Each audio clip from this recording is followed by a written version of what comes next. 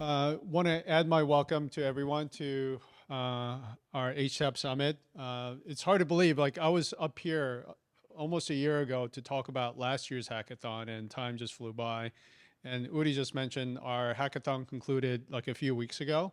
And the judging were just completed a few days ago as well. So we been tabulating all the judges' scores and be announcing the winners. But first of all, with the exception of people who work at PingCAP, how many of you are aware of our hackathon that takes place every year?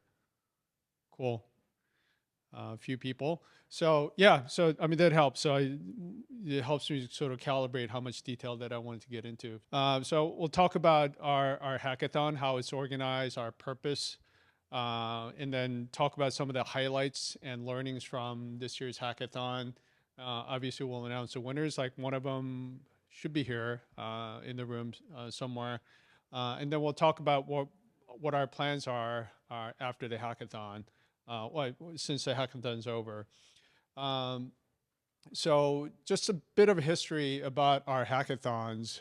Like Shin mentioned, like us as a company and the project's about 10 years old. And in the past, we've had in-person hackathons. I believe they're all in China. So over the weekend, sort of traditional hackathon where all the developers get together in the room and just start hacking away.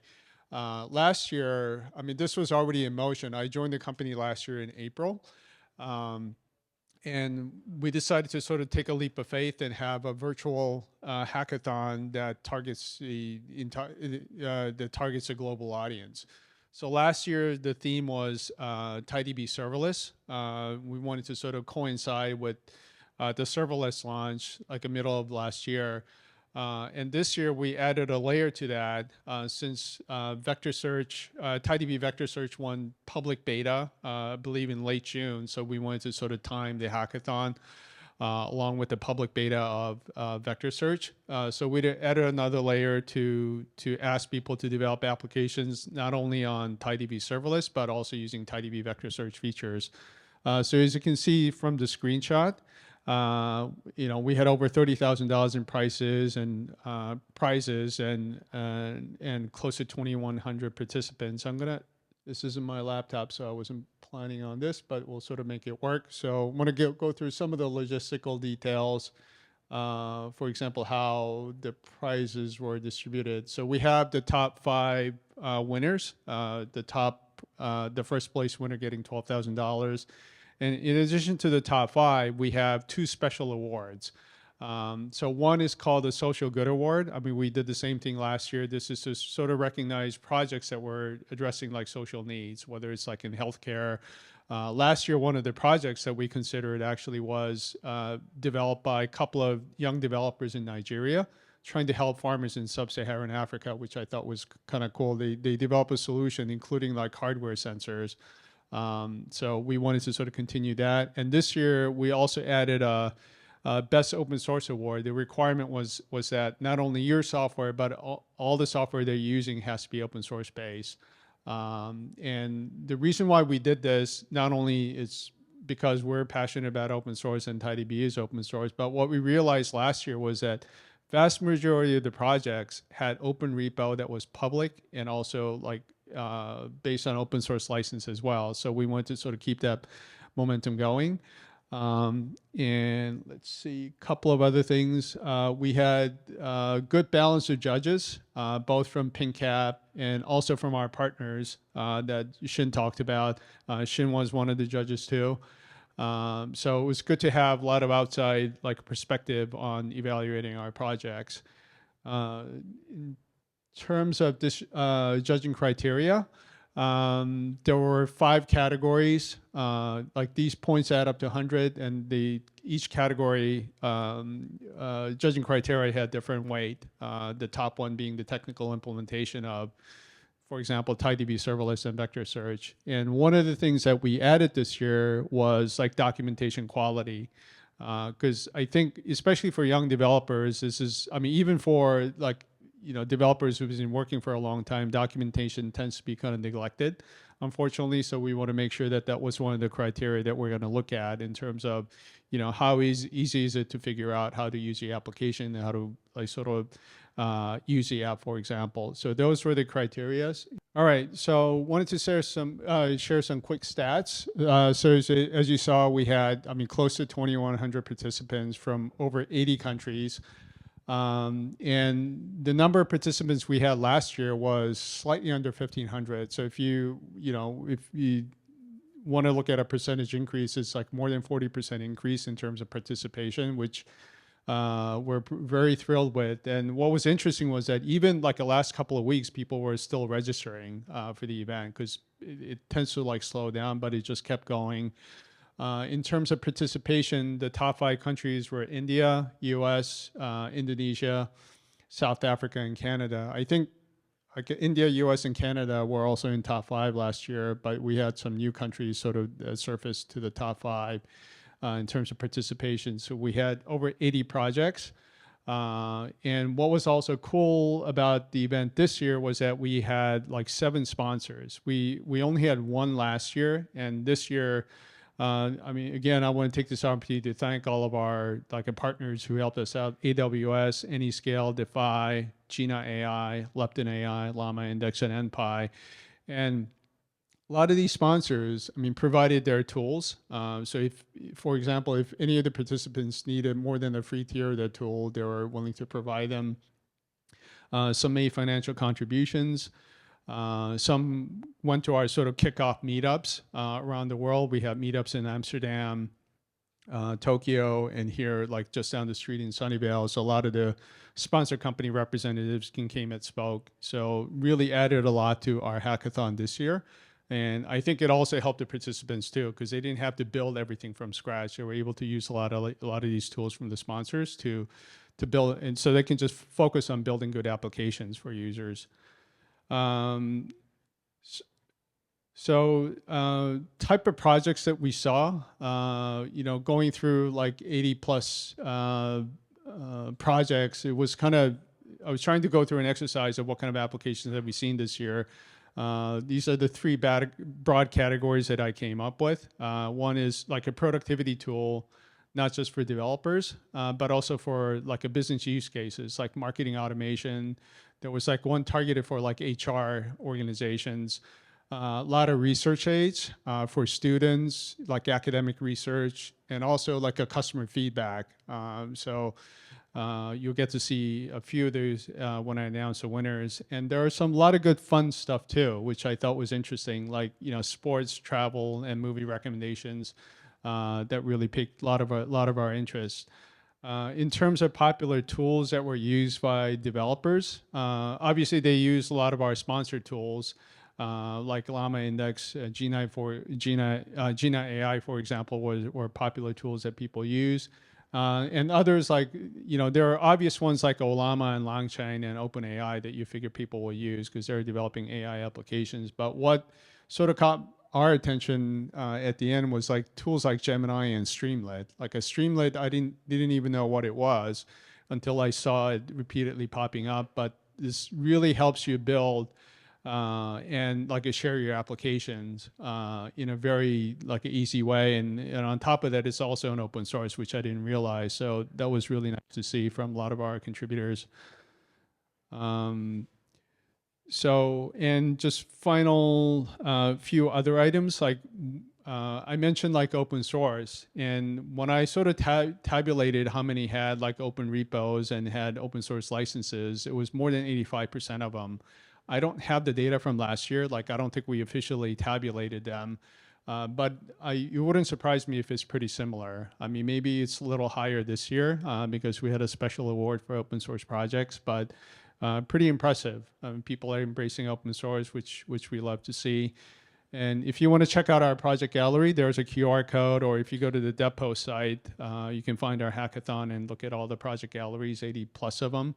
It's pretty cool. Like, it's even on your mobile device, you can sort of scan through like different demos and watch video demos that project teams have contributed. So I encourage you to sort of check that out.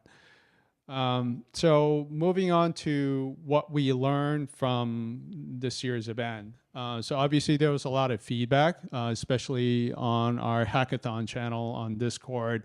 A lot of questions and people experiencing product issues, which was very helpful for people like me and Shen, because I mean, this is another, part of the reason we want to do a hackathon. We want to see different use cases and also really test out our product. And things like some of the errors that people reported, like there was an attribute error that people were experiencing. Unfortunately, our engineering team was able to fix it with the PR, I think within 24 hours. So that was, I mean, it's always good to sort of catch errors in the early days and have a fix. People were having issues doing bulk inserts, at least a few of them that I remember. And this was a relatively easy fix. We just had to increase the default batch size. And then we also realized there are a lot of documentation improvements that we can make. This being a new product, documentation is still in the infant stages. So I mean, simple changes like that was like an example of a PR that I submitted based on some of the conversation. It was easy enough to fix, and by the time I got up the next morning, it was already merged. And there are a couple of other areas that we're looking to improve, like adding more code examples that came up during discussions, and even like debugging tips. Like I think people were having what we thought were kind of like simple connection errors, but we realized there are some debugging tips that we can offer and we can share more widely through documentation. So that is being worked on by our docs and engineering teams. Another way we collected feedback was through post-event survey that opened up right after the submission period was closed on August 26th.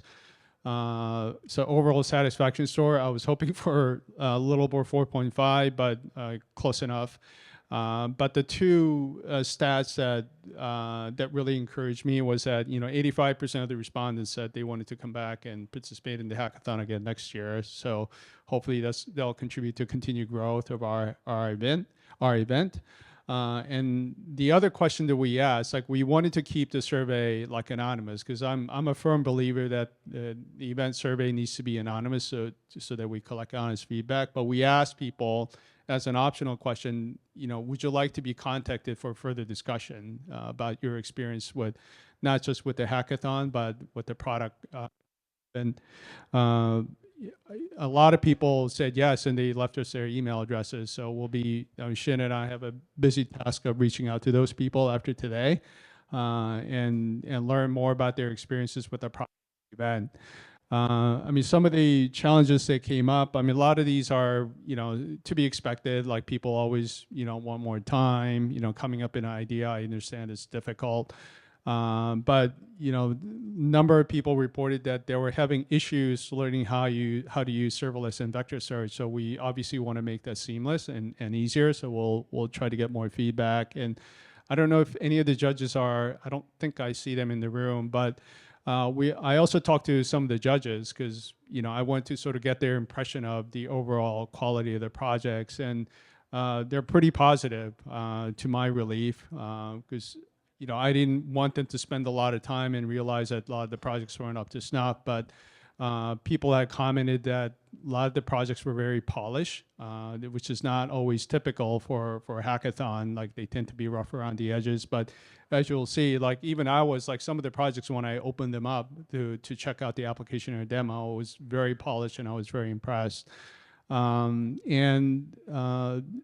people have reported difficulty of coming up with ideas, and some of the judges agreed that's one of the harder things to do to stand out. Like, for example, summarizing a large amount of content, whether it's document, video, or chats. I mean, those projects, you see a lot in different hackathons or even different product offerings. So it's kind of hard to differentiate themselves, but they did know that they saw some interesting and novel ideas through some of the projects. So, all right. So I'm going to pause here before I announce the winners. Any questions?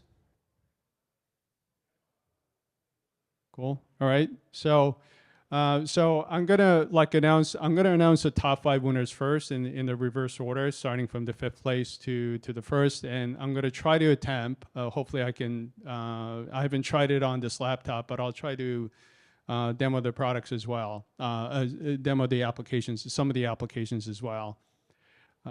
So in the 5th place, we have a couple of contributors or community members from Indonesia. Hopefully, I won't be butchering their name too horribly. Ayu and Lutfi.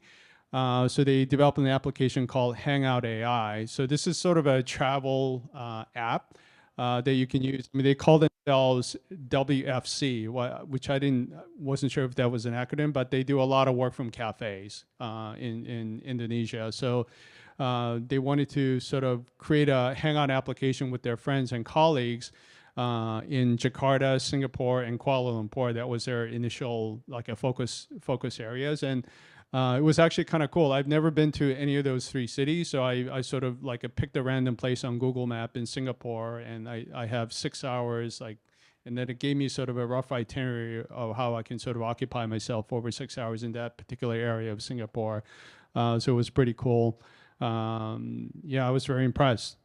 And in the 4th place, we have Alexander from Poland, application called Query Hunt. So it's sort of a combination of a gaming and a learning tool. So it sort of, generates a scenario for a murder mystery. And as you solve the problem, you also get to learn SQL as well. It's kind of hard to describe without showing you the demo, but was pretty interesting, and apparently was based on a similar type of game that was developed earlier by other developers. So yeah, so this is sort of goes between educational and a gaming application, which I thought was cool. So in the 3rd place, we actually have the winner here. That's in the room. Can you stand up, Peter, so we can give you a hand? Oh. So Peter, he actually won the hackathon last year, and he developed another amazing application. Obviously, that came in 3rd place. And I'm gonna try to show a quick demo, and I'm afraid to do this in front of you, but we'll see if it works. So, all right. So I mentioned documentation as a criteria. This was deployed on Vercel, but I mean, check it. The level of detail and presentation is pretty amazing. So the product itself is called Lide. So yeah, it's the presentation and the layout is pretty amazing. So the product is called Lide. It's IDE for LLMs. So it does a full code search, not just text, but symbols and semantic as well. Obviously, that's where vector search comes in. And so, for example, you'll start with an issue, if somebody reported a bug, and it'll try to look through the code and sort of identify areas that potentially needs a fix. So hopefully I summarize it pretty succinctly. And then if you look at the documentation page, you can kind of check, you see the work in action. It's looking at code related to encoded files, so it's doing different searches here. That you can check out, including history or change history at the bottom.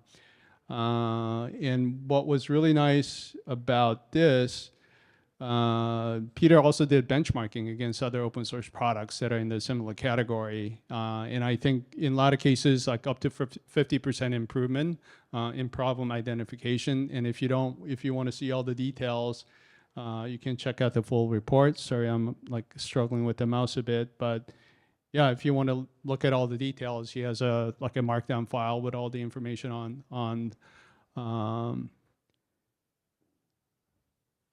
and on the benchmark and the details. And I'm going to try to go to the previous screen.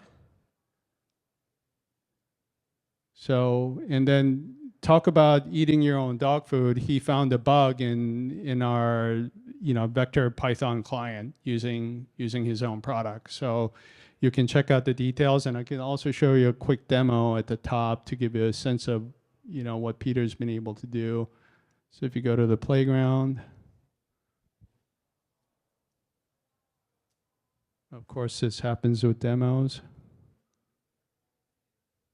Oh, there you go. So yeah, I can just play a quick like a playbook demo.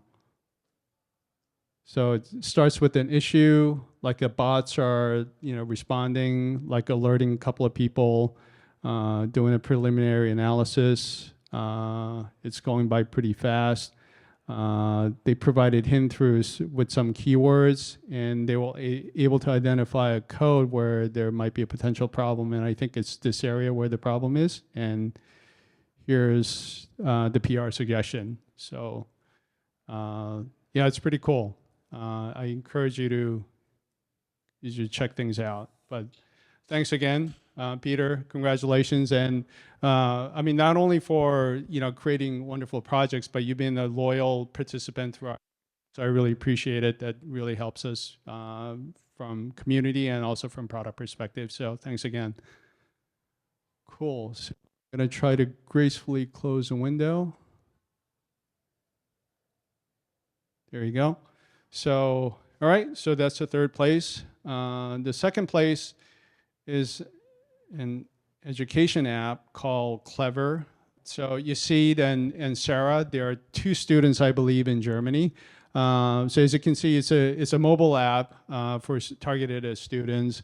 So if you're whatever your area that you're studying, whatever your major is, in college, you have to read through a lot of documentation. So you can feed like various PDF documents, and you can create a lot of educational tools like flashcards to help you sort of what you're learning. So I encourage you to check that out. And yeah, I mean, 2 students in Germany came together and put this nice app together. Second place. So I feel like I need to have a drum roll. So the first place winner is another developer from Indonesia, Ahmad, product called ZapFeed. And I'm going to try to attempt a demo of this product as well. So they loaded the demo with some test data already that we can look at when you go to the dashboard. So basically what this is sort of a pop-up agent that asks for customer feedback if you go to an e-commerce site. So this is what a widget looks like, and you can customize a widget. I mean, this is what I meant by being very polished. Like they didn't, I think this is sort of the extra mile they went to if you want to, you can sort of customize it and really test it locally if people were so inclined. So going back to the dashboard, I think you were able to see there are about a dozen or so feedback that's already loaded. So, I mean, you have the sort of high-level dashboard here. I mean, if you really only have like a 12 or 14 feedback, you probably don't need it. But if you have thousands of feedback that you get for typical e-commerce sites, you can see how this would be helpful. And then you can actually drill down into individual feedback. So I'm going to just pick one here. It looks like this one has to do with like a poor customer service. And what's nice is that it sort of populates all the related feedback. So this is obviously doing semantic search. So the ones in red are all negative. Ones in green, like somebody who had like decent experience with customer feedback, and the ones in black, I realize on this side of the room it's hard to see, sort of neutral feedback. And then it also provides in the middle like AI generated sort of suggestions or responses, sort of feedback summary, and you know how you can improve. And you can even do like individual analysis on, let's say I'm going to learn about type of message here.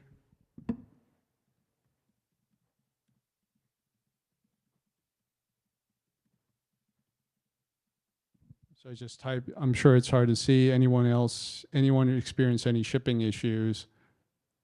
So I click on send message. So it'll think for a few minutes.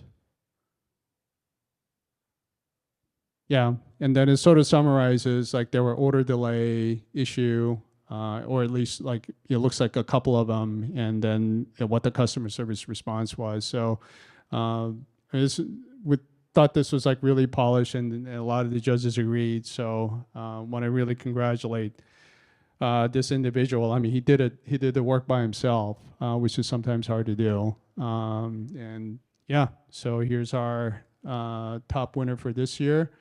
Last but not least, I also want to share the special award winners. All right, so two special awards, like I mentioned earlier. There's one for social good and another one for best open source, and both winners happen to be from the US. The first one, the social good award, is an application called Health Buddy. So this one accesses data. The first time I've heard of it, it's getting the data from Medline Plus Connect. I think it's funded by Department of Health and Services, NIH, and a third organization that I can't remember. I think it's like medical library organization. So the data source is pretty credible, like it's scientifically credible. So you can type in information like what are the symptoms of asthma, for example. So it'll give you, I mean, obviously this can't replace like seeing your doctor, but at least gives you an idea of, any disease you might be curious about. And they are, in the demo, if you look at it, they say, they only loaded data for like 12 different diseases. I can't remember what all of them were. One of them was asthma. But if you type in a query about a disease that's not part of the database, it'll give you like an honest answer. I mean, I can't remember if thyroid cancer, for example, was one of them. But if you type in anything about thyroid cancer, it comes back and say that's not part of my knowledge base. So it's just not like making stuff up, like sometimes you see on websites. So the best open source, it's called NFL Draft. I know I'm a bit short of time, so I'm not going to spend too much time with the demo, but I don't know if there are like NFL or football fans or fantasy football fans, so it helps you do research on if you're doing fantasy football draft. Let's see here. So if you go to the research bay, so like one of the resources, like different YouTube videos. So you can type in like, hey, who are the most underrated quarterbacks, for example, and it'll pop up different videos that you can check out. I might just show this one.